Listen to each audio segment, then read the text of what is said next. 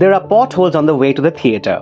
Still do come. Thus read the tagline in the poster of Ratheesh Balakrishnan Poduval's new film, Nna Thaan Case Kodu, creating immediate controversy. The tagline on potholes angered supporters of the ruling left front in Kerala, some of them calling for a boycott of the film, before eventually realizing that the posters come as an advertisement and not necessarily any campaign against the ruling party. Well, Ratheesh's film might not be aimed against any party or government in particular, but it's a satire on everything going wrong in this country while trying to deep dive into their root cause, the lowest common deciders, like those potholes on the road. The story, based on one man, one pothole in one night, spreads its wing with such depth skills that it covers ground for many similar stories that may be happening in our country as we watch the film. And all that is done with subtle organic humor, thus ensuring that the advocacies by the creative team is never at the cost of its audience engagement and entertainment. Let's discuss all those aspects and more in this analysis of Nna Thaan Case Kodu that is now streaming on Disney Hotstar.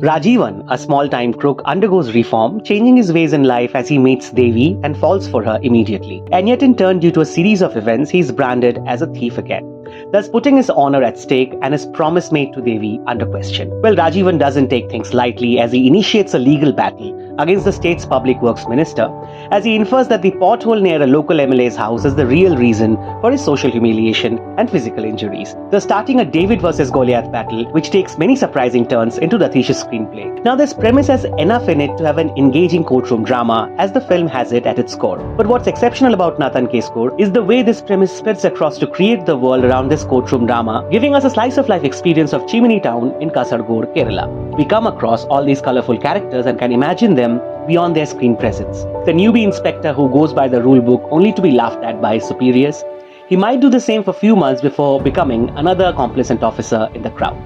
The PWD engineer whose ethics kick in near the end of his career. His looks suggest what all he had to compromise over the years. A minister's wife who doesn't let go any opportunity to express her frustration about her husband. The lady clerk in the courtroom who is worried about the incident of the advocate falling on her might get into the court records. The film transcends the boundaries of one story to provide cues to so many others as we realize how there's somebody to sue in each of these stories. Nna Thaan Case Kodu is an honest and imaginative search for all these root causes which snowball out of proportions before they finally hit us. Take for example the scene where two old women pilgrims on sacred penance come to the police station. One has abused the other, and now the one abused has come to the police with her perpetrator friend for lodging a complaint. They both cannot mention what was the abuse as it's something unmentionable during the holy time of penance. The paradox builds up further as we hear how the abusive friend took a holy dip to free her from her sins and continue rightfully with her penance. But then even if uttering the word is sacrilege, writing it down is fine for the pilgrims. And this whole episode in the police station is being watched from a distance by three Muslim women in their burqas. This sequence, which on the surface doesn't add to the plot of the film, is essentially where the heart of the treatment lies. An apparent comic idea laden with easily perceivable satire, that of a thief suing a minister, while many other layers all spread around for the attentive viewers to catch and relish, like those women at a distance in their burqas. And thus Nna Thaan Case Kodu's Chimini becomes the microcosm of a country we live in, built on several such paradoxes, where letters of the rules regularly eclipse the spirit of the rule, where breaking rules and succumbing to compromises are the order of the day, a misplaced baseline everywhere that the film voices against. Hitting at these social baselines isn't limited to the commentary on corruption and compromises alone. Think of the way Rajivan's arrest is scripted, testing us, the audience. Devi suggests that there's hardly any rice in the house, and we see Rajivan rushing out of the house in the next scene. He goes to a local community fair where we also find his old partner in crime waiting. We watch him dance his heart out within the crowd to the old Devadutarpadi song. He must be up to something, we feel, back to his old habit of stealing, and just then there's this shout, "Thief, thief." Only later do you realize how director Ratheesh questioned our prejudices, making us a part of his satire. Similarly, it's also in the characterization of women where these prejudices are broken. When we see Devi in a live-in relationship with Rajivan and also bearing his baby, the topic which could have otherwise contributed to a whole film is just left like that, as if casual indifference, as it should be in any progressive society.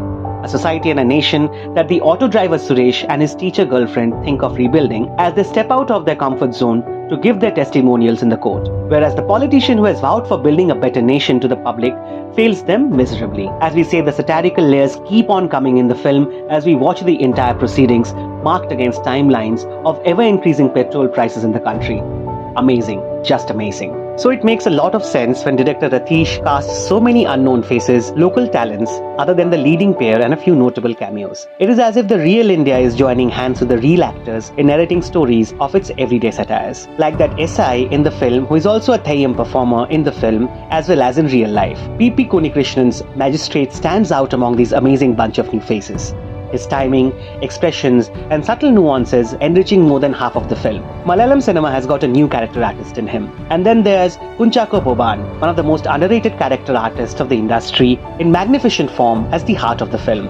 Chako-chan is in a spree of redefining his artistic art with back-to-back amazing works, Nayat, Pada, Vimantewadi, and now Nna Thaan Case Kodu. His Rajivan is a pleasure to watch in every frame. The pleading eyes for justice in the court, the shy looks at Devi, and the burst of energy while dancing to Devadutarpadi. Watch out for that pause in his statement as he adjusts to buttocks instead of ass as a more parliamentary way to speak in the court. Watch out for his expressions as the teacher refers to him as a thief. This is definitely one of the performances of the year, as now we eagerly wait for his next in Mahesh Narayanan's Ariyappu. A film that has satire written all over it ends in a more fantastical tone, which we wish wasn't the case. We wish we had more of a Jaane Bhi Do Yaro vibe while it ended.